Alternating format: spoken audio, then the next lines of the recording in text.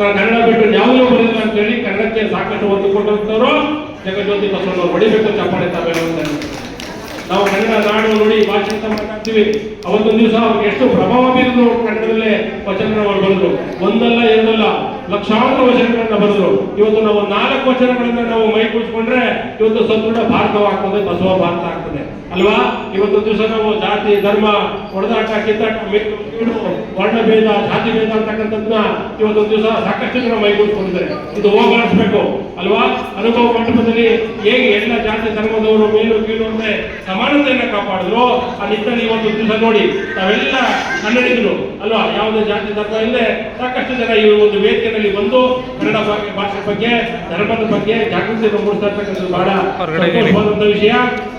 ಬಹಳ ಮುಖ್ಯವಾಗಿ ನಾವು ಗಮನಿಸಬೇಕೇನಪ್ಪ ಅಂತ ಹೇಳಿದ್ರೆ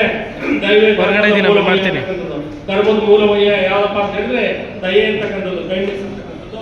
ಆ ನಿಟ್ಟಿನಲ್ಲಿ ನಾವೆಲ್ಲ ಕಾನೂನನ್ನ ನೋಡಿಕೊಂಡು ಕಾನೂನಿಗೆ ನಾವು ಗೌರವಿಸಿದ್ರೆ ಕಾನೂನು ನಮ್ಮನ್ನ ರಕ್ಷಣೆ ಮಾಡ್ತದೆ ಅಲ್ವಾ. ಪೂಜೆ ಮಾಡೋದಿಲ್ಲ, ಕಾನೂನಿಗೆ ನಾವು ಗೌರವನ ಕೊಟ್ರೆ ಕಾನೂನು ನಮ್ಮನ್ನ ರಕ್ಷಣೆ ಮಾಡ್ತದೆ.